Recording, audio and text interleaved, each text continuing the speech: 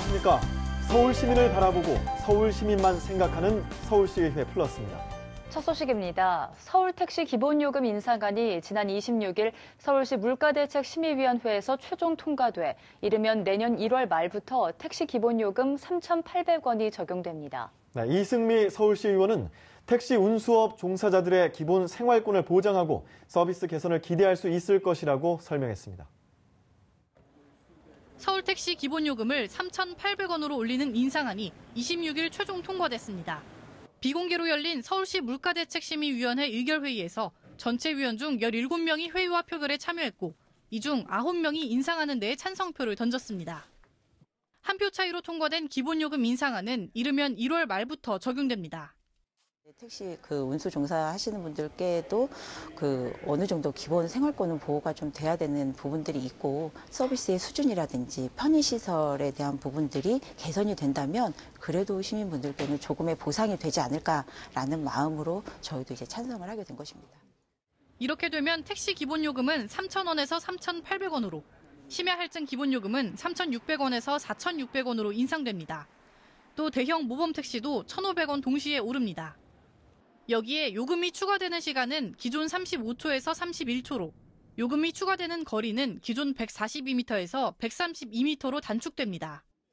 타는데 조금 더 부담이 될 수밖에 없다고 생각이 들어요. 생각보다 다른 사람들한테는 좀 크게 다가올 수 있다고 생각이 들고. 일부 택시 운전사들은 2013년 10월 3,000원으로 오른 뒤 5년 반 만에 인상되는 요금으로 당분간은 여파가 있을 것으로 예상했습니다. 큰 기대를 안 합니다. 손님 기분에 좀 안 탈 수는 있죠. 근데 이 영향이 한 2, 3개월 가니까요. 통과된 요금 조정안은 박원순 서울시장의 승인을 거쳐 서울시를 통해 각 택시 조합에 통보될 예정입니다. TBS 박가현입니다. 위험한 일은 외주 업체에 떠넘기는 이른바 위험 업무 외주화에 대한 제한과 하청의 안전사고에 대한 원청의 책임 강화를 핵심으로 한 이른바 김용균법이 국회 본회의를 통과했습니다. 해당 법안 통과 촉구 결의안을 낸 서울시의회 기획경제위원회는 개정안 마련에서 나아가 산업 현장 전반에 대한 근로 개선에 앞장서야 한다고 강조했습니다. 지난 28일 여야가 극적으로 타결해 이른바 김용균법이 국회 본회의를 통과했습니다. 김용균법의 핵심은 두 가지입니다. 우선 유해하거나 위험한 작업의 하청을 원칙적으로 금지합니다. 일시적, 간헐적이거나 전문적인 작업 등은 예외적으로 도급이 허용되는데 이때 원청업체가 안전에 대해 책임지는 범위도 지금보다 확대됩니다. 또 하청의 근로자가 산재로 인해 숨지게 될 경우 법인 사업주에 대한 처벌이 강화됩니다. 근로자 사망사고가 발생하면 도급인은 3년 이하의 징역 또는 3천만 원 이하의 벌금, 도급업체 법인은 10억 원 이하의 벌금을 부과하기로 했습니다. 기존보다 각각 3배, 10배 강한 처벌입니다. 같은 죄를 다시 범하게 되면 가중처벌하는 조항도 생깁니다. 아울러 산재가 발생할 급박한 위험이 있다면 근로자가 스스로 작업을 중지할 수 있도록 했습니다. 비록 아들은 누리지 못합니다. 하지만 저 아들한테 고개를 조금이라도 들 수 있는 면목이 생겨서 정말 고맙습니다. 하지만 지금 이 법안만으로는 산업 현장의 안전사고를 근본적으로 막기가 여전히 어렵다는 평가가 나옵니다.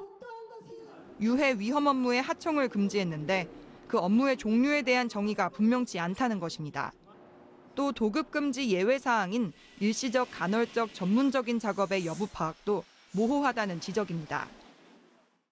해당 법안 통과에 대한 촉구 결의안을 냈던 서울시의회 기획경제위원회는 이번 개정안 마련을 환영한다면서도 한계를 극복하고 더 나아가 산업 현장 전반에 대한 근로 개선에 앞장서야 한다고 말합니다. 일시 간헐적 업무나 전문적인 업무, 위험, 물질에 대해서도 명확한 규정을 만들어 놓지 않아서 앞으로 다툼의 여지가 너무나 많이 남아있다는 것이 한계라고 보여집니다. 한 해 우리나라에서 돌아가시는 산업 현장에서 돌아가신 노동자의 수준은 2,000명이 넘습니다. 일하는 사람들의 안전과 생명, 그것이 가장 우선시 되어야 된다고 말씀을 드리고 있습니다. TBS 문숙희입니다. 서울의 자치구별 재정 자립도가 최대 3배 이상 차이 나는 것으로 조사됐습니다. 서울시의회가 시내 자치구의 재정 자립도를 분석한 결과 서초구는 53%였는데 노원구는 15%였습니다. 네, 이 같은 격차가 지역 간 복지 불균형으로 이어질 수 있다는 지적입니다. 재정 자립도는 예산에서 자체 세입과 수익이 차지하는 비중입니다. 시내 자치구 중 올해 가장 높았던 곳은 서초구와 종로구로 53.4%, 노원구는 15.6%로 최하위를 기록했습니다. 자치구별 재정 자립도가 3배 이상 차이를 보인 겁니다. 주요 원인은 거주자 간의 재산 격차였습니다. 서초와 강남 등 상대적으로 부동산 가격이 높은 곳의 재정 자립도는 50%를 넘긴 반면 노원구와 은평구 같이 신혼부부나 고령 인구가 많이 살고 있는 지역은 10%대에 머물렀습니다. 자치구의 주요 세원이 재산세다 보니 거주자의 재산 규모가 그대로 재정 자립도에 영향을 준 겁니다. 예산 균형을 위해 정부와 서울시가 재정 지원을 하고는 있지만 이 같은 격차는 복지 불균형으로 이어질 수 있다는 지적입니다. 자체 수입이 또 적고 또 복지비는 늘고 그러니까 재정 자립도가 수치가 낮아질 수밖에 없고 갈수록 편차가 커질 수밖에 없는 거죠. 하지만 지방재정의 구조 개선을 위한 논의는 여전히 제자리 걸음입니다. 지난 개헌 논의 당시 지방세입 구조를 개편하는 방안도 제시됐지만 결국 국회의 문턱을 넘지 못했습니다. 다만 일각에서는 매년 1,000억 원대의 체납이 이어지고 있는 만큼 세금 징수를 위한 자치단체의 노력이 선행돼야 한다는 목소리도 나오고 있습니다. TBS 김승환입니다.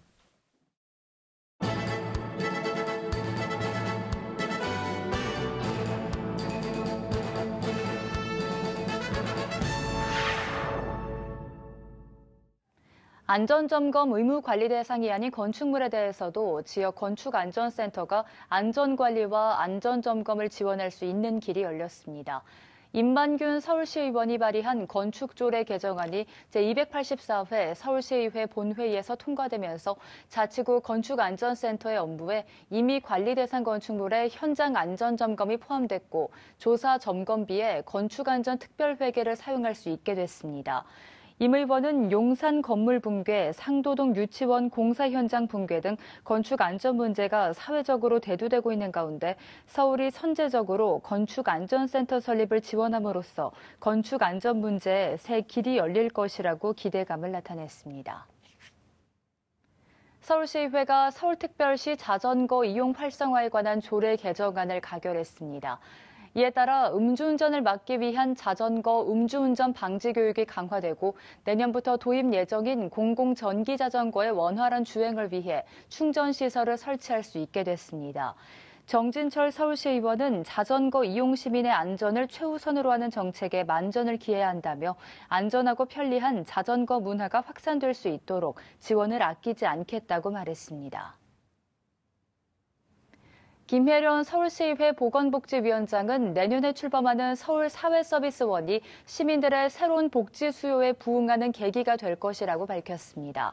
김혜련 보건복지위원장은 지난 28일 TBS-TV 시시각각에 출연해 내년에 어르신과 장애인 돌봄 등을 맡을 서울사회서비스원이 출범하고 돌봄 SO센터가 5개 구 424개 동에서 시범 운영된다며 이같이 말했습니다. 김 위원장은 또 권역별로 통합 재가센터를 운영한 뒤 25개 모든 자치구로 확대해 나갈 계획이라고 설명했습니다. 추승우 서울시의원은 서울 공공자전거 따릉이가 노후화되면서 자전거 주요 프레임에 균열이 발생해 안전대책이 시급하다고 주장했습니다. 현재 따릉이는 약 2만 대가 운영 중이며 올해 7월 말 기준 이용 건수는 1,000만 건을 넘어섰습니다. 안전사고도 2016년 23건에서 2017년 165건으로 급증했고 2018년 7월 말 기준 100건에 육박했습니다. 이런 상황에 노후화된 따릉이의 프레임을 점검한 결과 1,756대의 따릉이에서 균열이 발생한 것으로 나타났습니다. 이에 추승우 의원은 자전거의 프레임이 갈라지고 깨지는 크랙 문제는 자전거 절단 사고로 이어져 생명을 위협하는 큰 사고를 유발할 수 있다며 노후화된 따릉이에 대한 점검 및 관리 시스템을 마련해야 한다고 지적했습니다. 신정호 서울시의원은 지난 20일 개최된 제284회 정례회에서 5분 자유 발언을 통해 최근 발생한 목동 열 수송관 파열 사고와 관련해 즉각적인 대책 마련을 촉구했습니다. 지난 11일 양천구 목동 1단지 아파트에서 2차례 열 수송관 파열 사고가 일어나 총 1,882세대의 난방 공급이 중단되는 등 동절기 시민들의 피해가 이어졌습니다. 20년이 경과한 서울 시내 노후 배관은 현재 227km 규모로 이는 전체 배관의 약 55%에 이릅니다. 또한 국내 최초로 지역 난방이 공급됐던 양천, 강서 등 서남권역의 경우 1980년대 말과 1990년대 초반에 매설된 노후 배관이 상당수 존재해 열 수송관 파열 위험성이 타 지역에 비해 높은 실정입니다. 신정호 의원은 최근 서울시가 내년 상반기 시행을 목표로 지하시설물 안전관리 대책을 내놨으나 언제 또 다른 파열 사고가 일어날지 모르는 상황이라며 노후 배관이 밀집된 지역을 중심으로 적극적인 대응책 마련이 필요하다고 강조했습니다.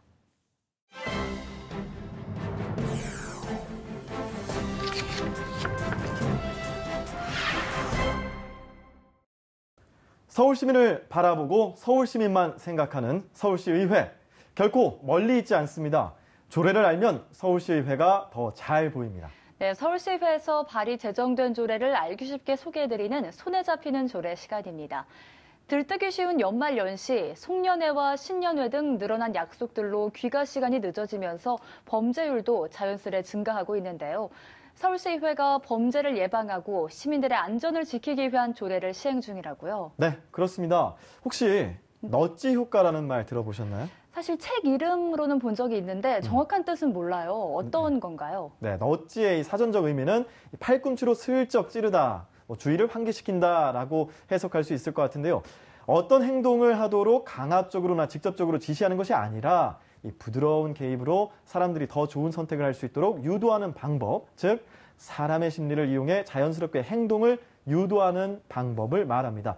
이 넛지 효과에서 등장한 말이 바로 셉테드인데요. 이 셉테드, 해석을 하면 풀어보겠습니다. 범죄 예방, 환경 디자인을 통한이라고 할 수 있을 것 같아요. 이 셉테드 기법, 셉테드라는 게 범죄에 취약한 지역의 마을 환경을 바꾸고 재조성해서 범죄를 저지르려는 심리를 위축시키는 등 범죄를 미연에 예방할 수 있도록 만드는 도시 환경 디자인을 뜻합니다.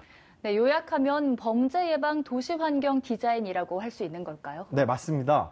서울시의회도 지난 2015년부터 범죄 예방을 위한 도시 환경 디자인 조례를 제정해 시행 중입니다. 이 조례에는 범죄 예방을 위한 도시 환경 디자인과 그 기준 등에 대한 정의를 내리고 디자인을 우선 적용할 사업 범위와 내용, 또 원활한 추진을 위한 관계기관과의 협조는 물론이고요. 사업 추진을 위한 교육과 홍보도 실시하도록 규정하고 있습니다. 네, 최근 서울 곳곳에서 늦은 시간에도 골목골목을 가로등을 환히 밝히고 또 알록달록한 벽화나 색색깔의 페인트가 칠해진 담벼락을 많이 볼 수 있는데요. 이 같은 범죄 예방 도시 환경 디자인을 적용한 뒤 어떤 변화들이 있었나요? 네, 분명 변화는 있었습니다. 이야기는 1980년대 미국 보스턴시로 거슬러 올라가는데요. 이 보스턴시 거리에 가로등을 추가로 설치하고 벽화 꾸미기와 정원 만들기 등을 진행했더니 절도와 강도, 폭력 등의 범죄 발생률이 20% 이상 감소했다고 합니다. 영국 또한 2004년부터 범죄 예방 디자인을 적극 활용하면서 범죄율이 40% 감소했다고 하고요. 서울시 또한 마포구 염리동을 시작으로 관악구 행운동, 중랑구 면목동, 용산구 용산 2가동 등 원룸 밀집 지역과 또 늦은 시간 발길이 뜸해지는 재래시장 상권 지역 등 현재까지 총 60개소의 생활안전마을을 조성했습니다. 서울시가 범죄 예방 디자인 적용 전인 2013년과 2015년 범죄 예방 효과를 조사한 결과 112 신고 건수가 전체적으로 줄어들었고요. 용산 2가동의 경우 강도나 성폭행 같은 강력범죄는 22.1%, 폭력 등 기타 범죄도 12.9%나 줄었다는 통계가 나왔습니다. 네, 이렇게 단순히 어두운 길을 밝히고 밝은 환경을 조성하는 것만으로도 범죄 심리를 다스릴 수 있을까 의문이 들었던 것도 사실인데요. 상상 이상으로 긍정적인 변화가 있었는데요. 네.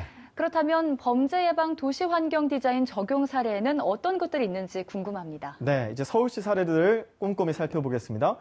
곳곳에 계단과 언덕이 많은 복잡한 구조의 마포구 염리동으로 가보죠. 대표적인 사례로 꼽을 수 있겠는데요.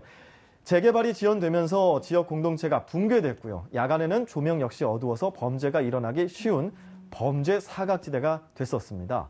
이에 서울시는 범죄 예방 도시 환경 디자인, 즉 셉테드의 원리를 적용해 마포구 염리동의 마을 개선을 시작했습니다. 가장 눈에 띈 변화는 어두운 회색의 시멘트가 아닌 분홍, 파락, 이렇게 알록달록한 담벼락과 곳곳에 걸려있는 액자, 그림들이었고요. 또 염리동에는 어느 동네와 달리 소금길이라고 하는 운동 공간이 있었는데요.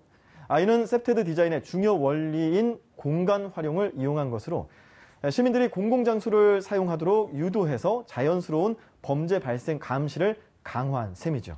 네, 마을에 방치된 공간이 주민들을 위한 공공공간으로 바뀌면서 내 마을, 우리 공동체에 대한 주인의식이 높아진 셈이네요. 네, 그렇습니다.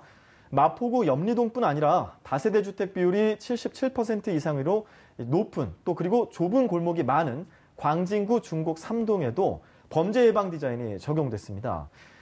서울시는 이곳에 모둠지기 시스템을 개발했는데요. 막다른 골목을 둘러싸고 있는 주택 거주자들을 하나의 공동체, 모둠으로 묶어서 관리하는 것입니다. 이 모둠의 입구에는 소슬대문이라고 하는 큰 대문을 설치하고요. 블랙박스 카메라, 또 비상 부저, 경광 등 LED 조명 등을 부착했습니다. 2016년 범죄 예방 디자인이 적용된 금천구 가산동도 있습니다. 이곳 역시 주택과 주택 사이 좁은 골목들이 많고 경사가 급한 곳이었는데요. 밤에 넘어져 큰 사고가 발생하기도 하는 그런 취약한 곳이었습니다. 이에 서울시는 버려진 주차장을 개조해 시민들의 휴식 공간인 지킴마루라는 공간을 만들었고요. 또 밤에는 인적이 드문 골목길 바닥에 여기에 들어오면 안 돼요라는 경고 문구가 나타나는 고보 조명이라는 것을 설치했습니다. 고보 조명이요? 저는 처음 듣는 것 같은데 고보 조명 과연 어떤 건가요? 네, 이 고보 조명, 쉽게 말해서 로고 라이트라고도 말할 수가 있겠는데요. 고보라는 조명 가림막을 이용해서 원하는 텍스트나 도형 그림이 비춰지게 하는 이 조명 장치입니다. 쉽게 말해서 땅바닥이나 담벼락, 건물 벽면에 비추는 신개념 LED 야간 광고라고 생각하시면 되겠습니다. LED 경관 조명에 홍보용 문구나 그림이 인쇄된 필름을 입혀서 땅바닥이나 담벼락, 건물 벽면에 해당 문구를 표출하는 시설입니다. 일반적인 홍보 방식과 차별도 있고요. 또 쉽게 시선을 끌어서 메시지 전달 효과가 뛰어난 조명 장치라고 할 수 있습니다. 이런 조명 장치는 주민들이 골목 안쪽을 걸어가는 동안 음악이 흘러나오기도 하고 또 보행자에게는 심리적 안정감을 주고 범죄자에게는 누군가가 지켜보고 있다라는 느낌을 주면서 범죄를 저지르려는 심리를 위축시켜 범죄 예방 효과를 내도록 하고 있습니다. 네, 밝은 조명을 설치하고 골목과 통로에 벽화를 그려넣어 늦은 시간에도 마을 곳곳이 활기를 띠면서 범죄 발생률이 자연스레 감소한 것 같은데요. 지금도 이렇게 많은 성과를 내고 있지만 앞으로도 보다 더 다양한 지역에 범죄 예방 도시 환경 디자인을 적용해 서울 시민의 안전이 더 폭넓게 보장받을 수 있게 우리 모두가 함께 지켜나가는 서울이 되길 기대하겠습니다. 서울시의회 김용은 의원이 지난 18일 서울시 여성가족정책실 2018년 2차 서울시 성평등위원회에서 제4기 성평등위원회 위원으로 위촉됐습니다. 김용현 의원은 서울시장과 관계 공무원을 비롯해 여성가족, 시민사회, 복지행정, 언론 문화, 과학, 경제, 법조, 시의회 등 다양한 분야의 전문가 39명이 젠더 폭력, 안전, 노동, 돌봄, 교육 문화 등 3개 분과로 나뉘어 구성된 제4기 성평등위원회에서 2020년 11월 30일까지 2년간 시의원으로서 자문 역할을 담당하게 됐습니다. 김 의원은 다양한 분야에서 여성 관련 이슈가 사회적으로 주목받고 있는 현 상황에서 서울시의 효과적인 성평등 정책 수립과 수행을 위해 정책 전반을 세밀히 점검해 시의원으로서 역할을 다하겠다며 각오를 밝혔습니다. 서울특별시의회는 지난 21일 유정희 의원 추천으로 오랜 시간 지역사회 헌신한 관악주민 13명에게 서울시 의장 표창을 수여했습니다. 서울시 의장 표창은 평소 지역 발전에 적극 협조하고 어려운 이웃을 위해 봉사하며 이웃사랑 실천으로 주민 화합 및 지역 발전에 기여한 공이 큰 시민에게 수여되는 상으로 이날 수상한 주민들은 관악을 대표하는 도림천이 완전 복원될 수 있도록 오랜 시간 활동하며 지역 내 시장과 공원, 놀이터, 하천 등 청소를 하며 환경 개선과 아름다운 마을 공동체 형성에 기여한 공로를 인정받았습니다. 서울시의회 플러스 오늘 준비한 소식은 여기까지입니다. 다음 시간 더 알찬 소식으로 찾아뵙겠습니다. 시청해주신 여러분 고맙습니다.